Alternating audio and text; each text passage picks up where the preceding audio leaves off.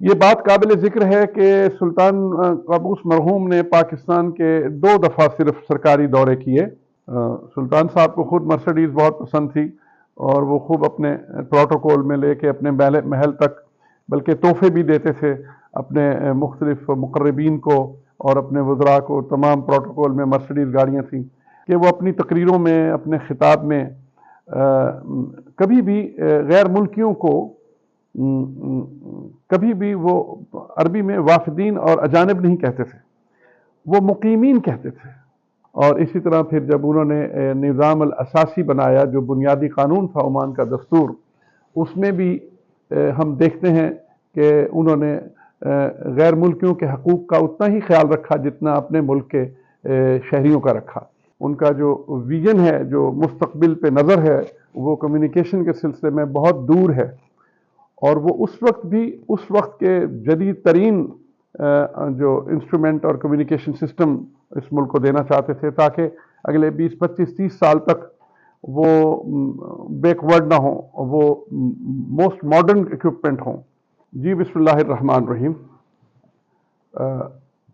اب ہم اپنی جو مختلف ویڈیوز بنا رہے ہیں، یہ ویلاگ کر رہے ہیں، تو اس میں آج ہم سلطان صاحب کے جو عہد ہے، ان کا جو سلطان قابوس مرحوم کا جو عہد ہے اس کے اوپر گفتگو کریں گے، جس کا آغاز 1970 سے ہوتا ہے۔ سلطان صاحب نے عنان اقتدار سنبھالی 1970 میں اپنے والد محترم سلطان سعید بن تیمور سے، اور یہ جو ہیں ڈائنسٹی جو ہے البوسعیدی کے 15ویں حاکم تھے۔ اس لحاظ سے شجرے کے اعتبار سے یہ 15ویں حاکم تھے البوسعیدی ڈائنسٹی کے۔ تو انہوں نے جب اقتدار سنبھالا تو اس وقت اس ملک میں صرف 3 کلومیٹر پکی سڑک تھی، اور یہ جو رقبے کے اعتبار سے بہت بڑا ملک ہے جیسے کہ میں نے گزارش کی، تو پھر سلطان صاحب نے بہت ہی بڑے اپنے ویژن کے تحت اور اپنے رویہ کے تحت اس کے لیے ایک ماسٹر پلان اپنے ذہن میں جو ان کے تصور تھا، تو عمان کو انہوں نے فوراً ترقی کی راہوں پہ گامزن کر دیا، اور مختلف شعبوں پہ انہوں نے بہت ترجیحات تھیں، ان کی پریفرنس تھی۔ سب سے پہلے انہوں نے روڈ اور کمیونیکیشن جو سسٹم ہے اس کو ڈیولپ کیا، اس کے اوپر زور دیا، اور جلدی سے اس ملک میں سڑکوں کا جال پھیلایا، اور پھر اس کے علاوہ پھر تعلیم پہ بڑی توجہ دی۔ فوراً تمام عمانیوں کے لیے تعلیم فری۔ کہاں پورے ملک میں صرف 3 مدرسے تھے جب انہوں نے ٹیک اوور کیا تھا اس ملک کو، اور اس کے بعد سینکڑوں مدارس اور ہزاروں کی تعداد میں طلباء زیر تعلیم تھے۔ مختلف یونیورسٹیوں کا جال پھیلایا، اور پھر کالج، یونیورسٹیاں سب تعلیم فری۔ اور جب مرحوم کا انتقال ہوا تو اس ملک میں ہر ریجن کی ایک انڈیپینڈنٹ یونیورسٹی تھی۔ سب سے پہلے انہوں نے جو مختلف مدارس تو بنائے، اسکول، کالجز بنائے، ٹیکنیکل ایجوکیشن کے لیے بڑا کام کیا، اور یہاں پہ ٹیکنیکل ایجوکیشن کے لیے انسٹیٹیوٹ بنائے، اور خوب لوگوں کو، پرائیویٹ سیکٹر کو بھی فنڈنگ دی اور حوصلہ افزائی کی، اور خاص ہدایات کی بینکوں کو کہ عمانیوں کو ان کی ترقی کے لیے مختلف ان کی معاشی آسودگی کے لیے ان کو اسسٹنس پرووائڈ کی، فائنینشیل اسسٹنس پرووائڈ کی، اور مختلف منصوبہ جات میں عمانیوں کا بہت دخل ہوا۔ اور پھر ہم نے اپنی آنکھوں کے سامنے دیکھا کہ ٹیلی کمیونیکیشن میں خاص طور پہ سلطان صاحب، مجھے یاد ہے کہ ایک زمانے میں 80 کی دہائی سے پہلے کی بات ہے کہ ایک ان کے ساتھ وزیر تھے مرحوم کریم الحرمی صاحب، تو ان کے ساتھ میری بڑی شناسائی تھی کیونکہ میں اس بینک میں کام کرتا تھا۔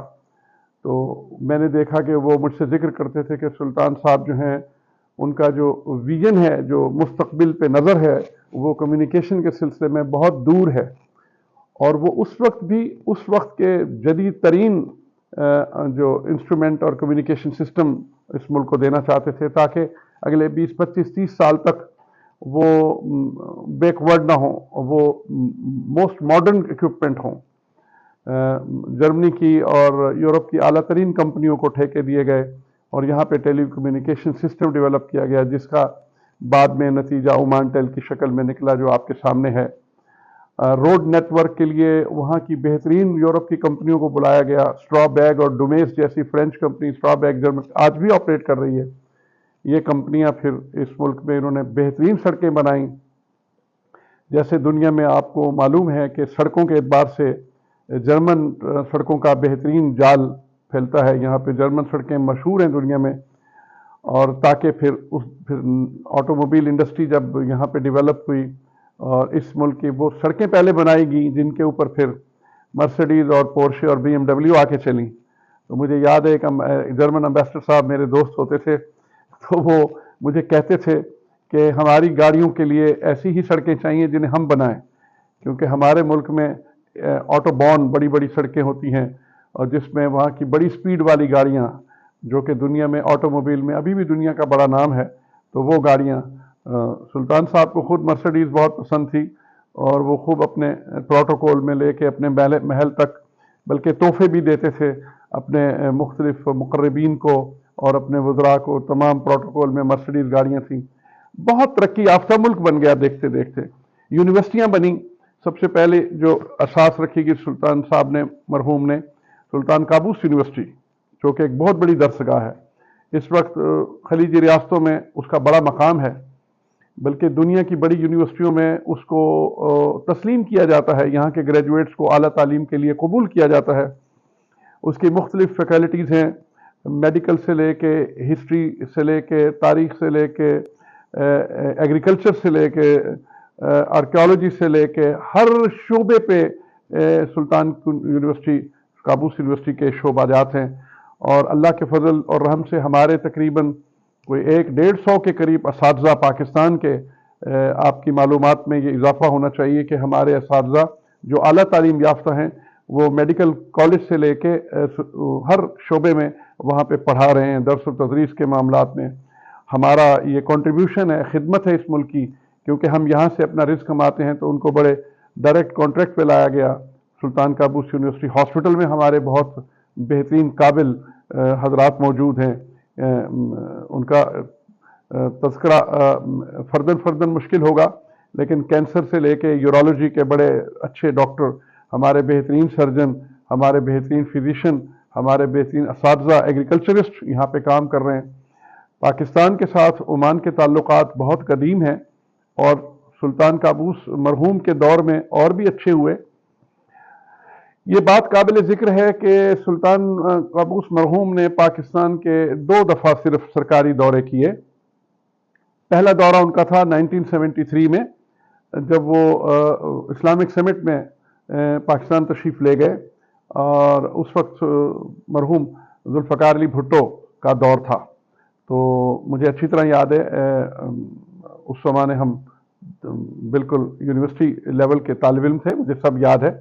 सुल्तान साहब वहाँ तशरीफ़ ले गए और वहाँ पे ओमान के सफ़ीर, उनके एक चचा सैयद शबीब बिन तैमूर जो थे, वो पहले, क्योंकि पाकिस्तान में उनकी तालीम हुई थी तो वो वहाँ पे सफ़ीर थे। तो ये एक उनका पाकिस्तान के साथ पहला दौरा था। दूसरा दौरा उनका हुआ फिर मुशर्रफ के दौर में, और जनरल मुशर्रफ के दौर में भी सुल्तान साहब ने पाकिस्तान का दौरा किया था। वो भी एक बड़ा एक तारीख़ी दौरा था और जिसमें सुल्तान साहब ने बहुत पाकिस्तान को बड़े अच्छे लफ्ज़ों से नवाजा था और ख़ास तौर पे बलूचिस्तान का वो तज़किरा करते थे और उनके दिल में बलूचिस्तान के लिए बड़ी मोहब्बत थी, क्योंकि ग्वादर के इस हिस्से पे पाकिस्तान बनने से पहले उनके बुज़ुर्गों की हुकूमत रही और वो इसके बड़े मोतरफ़ थे और ख़्याल रखते थे। और ओमान में सुल्तान साहब की जो सबसे एक बेहतरीन क्वालिटी मैं उनके दौरे हुकूमत की ज़रूर तज़किरा करना चाहूँगा कि वो अपनी तकरीरों में, अपने खिताब में कभी भी गैर मुल्कियों को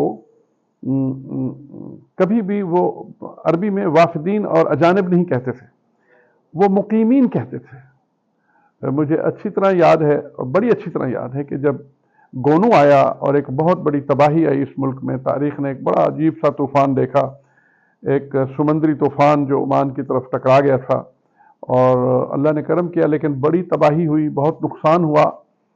تو سلطان صاحب نے جو اپنی پہلی جو اس کے بعد لوگوں کو خطاب کیا اور اپنی کابینہ سے خطاب کیا، تو انہوں نے خاص طور پہ کہا کہ عمان کے مواطنین اور مقیمین کا کیا حال ہے، ان کی کیسی خیریت، ان کا بھی اتنا ہی فکر کرتے تھے جتنا اپنے مواطنین کا کرتے تھے۔ اور اسی طرح پھر جب انہوں نے نظام الاساسی بنایا، جو بنیادی قانون تھا عمان کا دستور، اس میں بھی ہم دیکھتے ہیں کہ انہوں نے غیر ملکیوں کے حقوق کا اتنا ہی خیال رکھا جتنا اپنے ملک کے شہریوں کا رکھا۔ تو یہاں پہ ہمیشہ وہ اپنے خطاب میں اور اپنی تحریروں میں المواطنین والمقیمین کا لفظ استعمال کرتے تھے، یعنی جو یہاں کے مواطن ہیں جن کا یہ وطن ہے، اور جو یہاں پہ اقامت رکھتے ہیں، مقیم ہیں، تو ان کو شہری حقوق میسر ہیں برابر کے۔ تو یہ باتیں بڑی تعریف کی ہیں، ہم نے ان کو بڑا ایک منصف اور ایک عادل لیڈر پایا، اور جس نے عمان کی تاریخ کو بنایا۔ عمان کے لوگ اور ہم سب لوگ جو یہاں اتنے عرصے سے مقیم ہیں، مرحوم کا ذکر بالکل خیر سے کرتے ہیں، اور اللہ تعالیٰ ان کو اپنی بہترین مقامات میں جگہ عطا فرمائے۔ تو انشاءاللہ اس کا اگلا حصہ پھر ہم آپ کو بعد میں بتاتے ہیں۔ Thank you.